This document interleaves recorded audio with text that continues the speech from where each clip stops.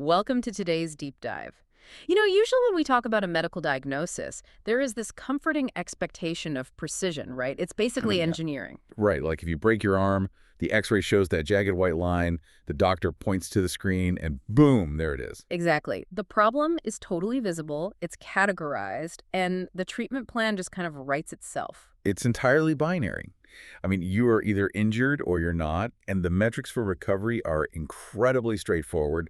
We've built our entire healthcare framework around that kind of visible certainty. But step into the world of neurodevelopment, pediatric mental health, and, well, childhood trauma, and suddenly that x-ray machine is utterly useless. Yeah, it's incredibly murky. Right. A child can't just point to a glowing white line on a screen to show you where their anxiety is fracturing their day. And today's deep dive is about navigating that exact landscape.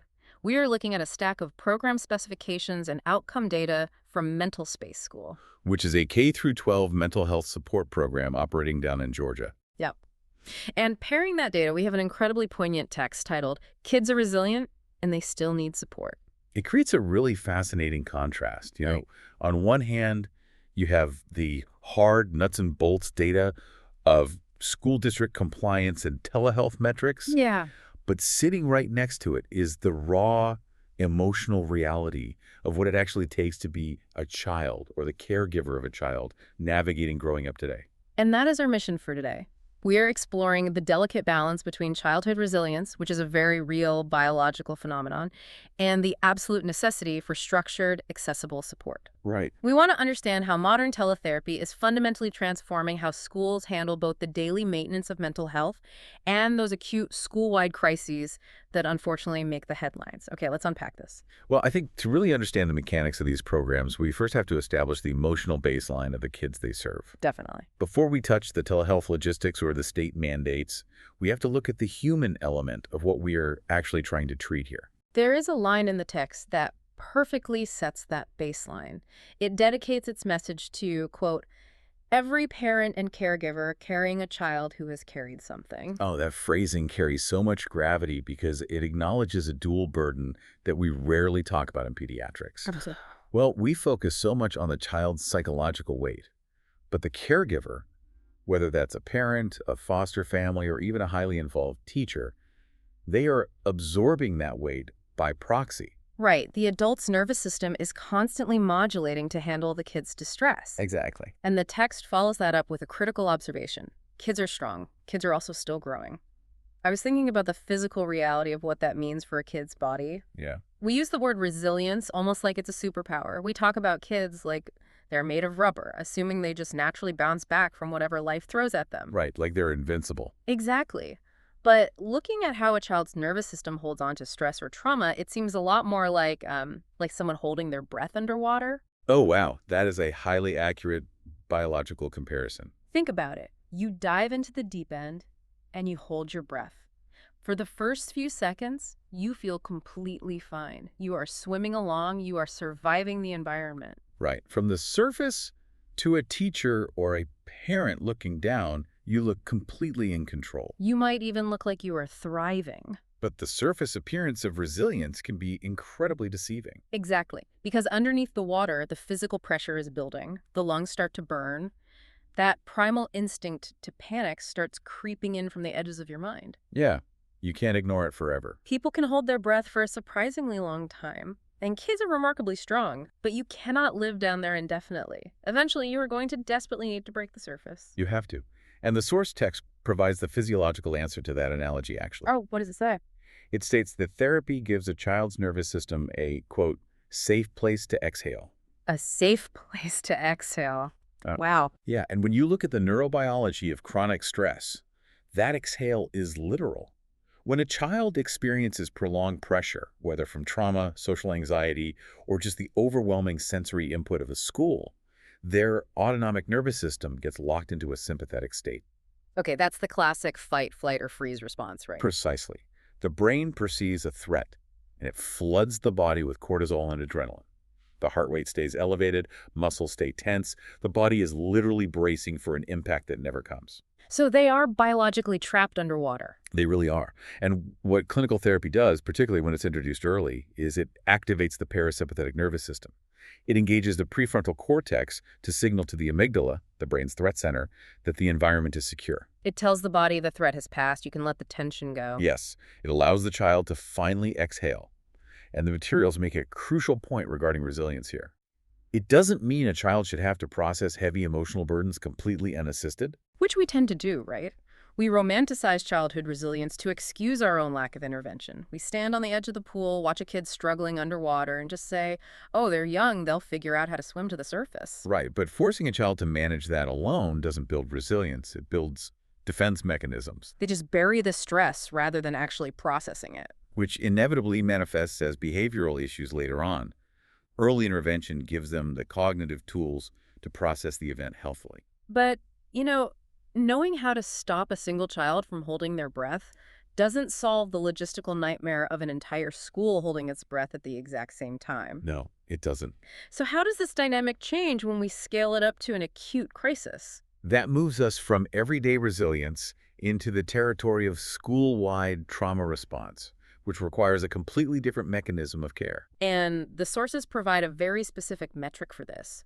When we are talking about critical incidents like the loss of a student, an act of violence, or a sudden lockdown, the text states that there is a crucial 72-hour window following the event. What's fascinating here is the neuroscience behind why that specific 72-hour time frame is so critical.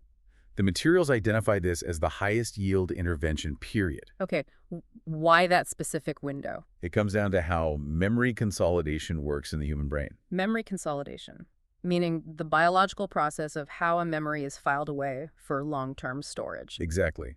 When a traumatic event occurs, the memory doesn't just instantly record like a video camera. Initially, the memory is highly unstable and fragmented. Right. The brain's hippocampus is just desperately trying to make sense of the sensory chaos. Right. So if a child receives supportive professional intervention during that highly malleable 72-hour window, a therapist can actually help shape how that narrative is constructed and stored. They can guide the brain to process it as a past event that has ended, rather than an ongoing threat. You can literally mitigate the onset of acute stress reactions before they harden into long-term PTSD. Okay, I understand the neurobiology, but I have to push back on the logistics of pulling that off. Fair enough. What's the hang-up? Well, put yourself in the shoes of a school superintendent in Georgia. A lockdown just happened. The building is in absolute chaos. Parents are swarming the parking lot. The teachers are just as traumatized as the students. It's a complete nightmare. In the middle of that logistical nightmare, how are you supposed to provide meaningful one-on-one therapy to 1,000 kids in 3 days? The math just doesn't work. No, it doesn't. A standard school has maybe 2 guidance counselors, and they are probably in shock themselves. The math traditionally hasn't worked. It's been a physical impossibility, which is exactly why trauma usually goes untreated in these mass-scale events. But the source material outlines how MentalSpace School fundamentally alters that math by surging telehealth capacity. So they are essentially importing therapists digitally. Yes, they maintain a specific protocol for acute incidents via a direct line, which is MentalSpace School at checktherapy.com. Okay, but surging capacity is only half the solution, isn't it? The bottleneck isn't just having enough therapists. The bottleneck is figuring out which of the 1,000 students actually need immediate help and which ones are doing okay processing it at home. Exactly. And doing that triage in the school gym while everyone is panicking is impossible. Completely impossible. Which brings us to the second, more crucial layer of the logistics. The program instructs schools to embed a specific link directly into the parent notification materials. Wait, so the moment the school sends out the mass text alerting parents to the incident, there's a link? Right. That message includes a free 3-minute screening link. It's chettherapy.com/mental-health-tests. So by pushing the screening link directly to the parents' phones, the school is essentially crowdsourcing their own emergency triage. That is precisely what they're doing.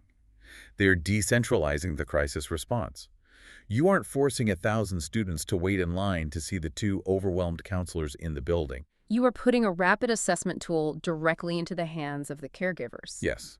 The parent can sit on the couch with their child, run through the 3-minute screening, and instantly determine if their specific child is locked in a trauma response and needs to activate a telehealth session that day. That bypasses the school building entirely.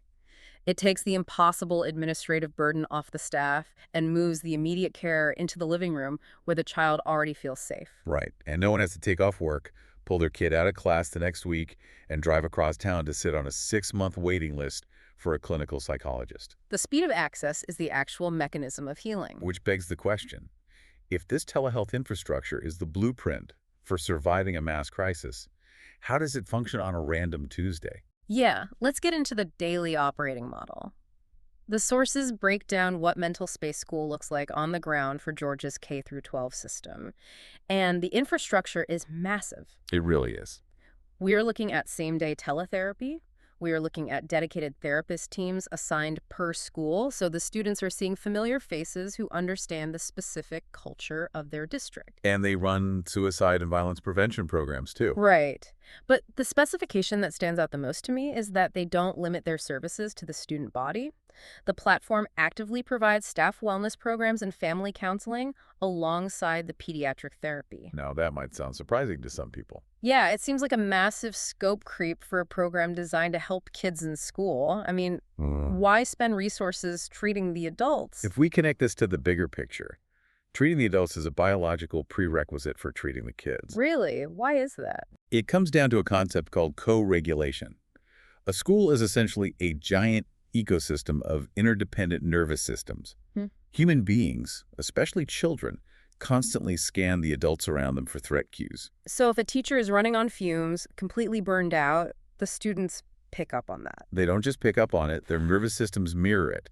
If a teacher's cortisol levels are through the roof, their vocal tone, their micro-expressions, and their posture all broadcast threat to the room. And the students' nervous systems detect that threat and elevate their own stress responses. Exactly. You cannot expect a child to find a safe place to exhale in a classroom led by an adult who is drowning. That makes so much sense. Right. So by offering staff wellness and family counseling, MentalSpace is treating the environmental water the child is swimming in. And there is a massive legislative clock ticking on building these ecosystems. We need to ground this in the timeline provided by the sources. Today is April 24th, 2026. And the materials specifically outline compliance support for something called HB-268 with a hard deadline of July 2026. For those of us outside the Georgia legislative bubble, what exactly is forcing schools to act right now? Well, HB-268 represents a huge shift in state law. Mental health infrastructure in K-12 schools is no longer treated as a luxury or some optional grant program. It is becoming a formalized mandate. Wow.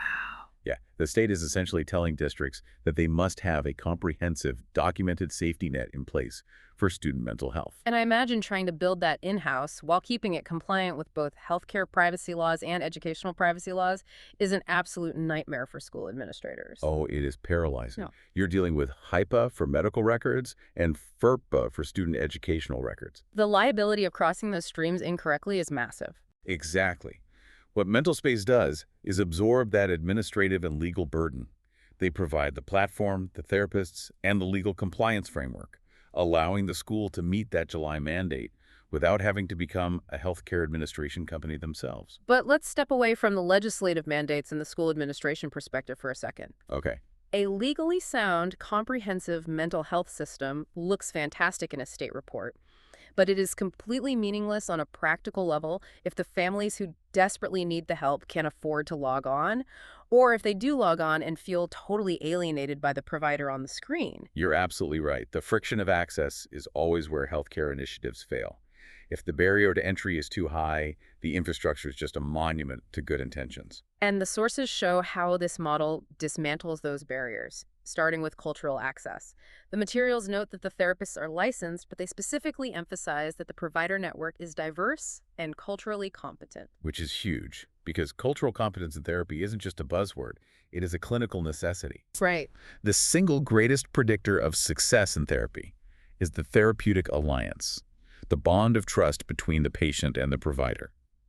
If a young person logs onto a screen and sees someone who fundamentally misunderstands their cultural context, their neighborhood dynamics, or their family structure, The therapy won't work. Because the child will spend the entire session trying to translate their existence to the therapist rather than actually processing their trauma. Exactly. And then you have the financial barrier, which is usually the brick wall for families. The source data is incredibly clear on this.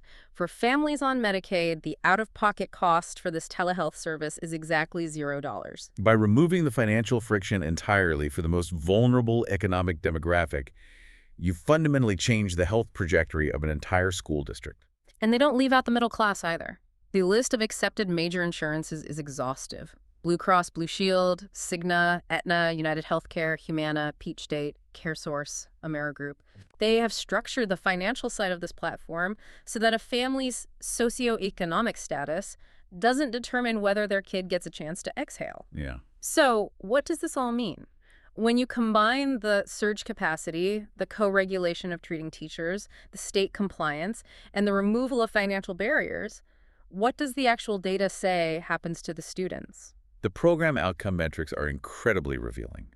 The sources cite an 89% improved attendance rate, a 92% reduction in anxiety, and an 85% family satisfaction rate. The 92% reduction in anxiety is obviously the clinical goal.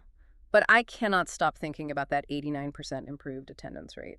That number completely reframes how we think about truancy. How so? Well, historically, the educational system treats chronic absenteeism as a behavioral or disciplinary issue.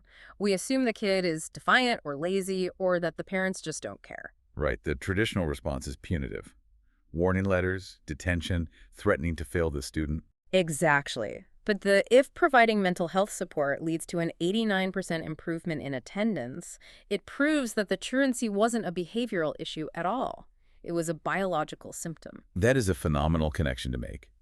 When a child's nervous system is locked in that sympathetic fight-or-flight state, the idea of walking into a loud, overstimulating, socially complex school building feels like walking into a burning building. Yeah. Their brain is screaming at them to avoid the threat. The child isn't refusing to go to school to be bad. Their anxiety has literally paralyzed them. Going back to our analogy, school is the deep end of the pool, and they have no breath left to hold. Exactly. When you treat the root cause, when you achieve that 92% reduction in anxiety through accessible tele-therapy, you don't have to punish the child into showing up. You have simply removed the invisible psychological barrier that was blocking the school door. Right. The student returns to class naturally because their nervous system finally has the capacity to engage with the environment again. It changes the entire paradigm of student support, and it brings us right back to the central theme of the materials we've been looking at today. The source text leaves us with this incredibly poignant summary of their mission. No family carries a heavy child alone. It serves as a reminder that the complexities of modern childhood are far too heavy for the nuclear family to manage in total isolation. You really are. It requires an ecosystem of support, and this kind of integrated telehealth infrastructure is finally giving schools the tools to build that ecosystem. For those of you listening who want to explore these tools, whether you are trying to help your own child or you are looking at solutions for your local district, you can access that free 3-minute screening to begin triage right now at chicktherapy.com/mental-health-tests. And you can also explore the full scope of the K-12 telehealth platform at MentalSpaceSchool.com. Because whether you are a parent trying to decode your child's behavior, an educator staring down the barrel of that July 2026 compliance deadline, or just an empathetic citizen trying to understand how we care for the next generation, this framework matters. It really does. It forces us to acknowledge that while kids are wonderfully resilient, expecting them to heal without structured, accessible support is a failure of our infrastructure. We have to move from simply watching them struggle underwater to actively providing the air they need. I couldn't agree more. And as we wrap up this deep dive, I want to leave you with one final thought. We spent a lot of time today examining the data around acute school-wide crises. Yeah. We know that the 72 hours following a highly visible public incident is the absolute critical window for intervention. But looking at the kids in your own life, your children, your students, your neighbors, it makes you wonder. What do you mean? What invisible, deeply personal 72-hour crisis windows are they moving through right now, completely unnoticed by the rest of the world, just waiting for a safe place to exhale?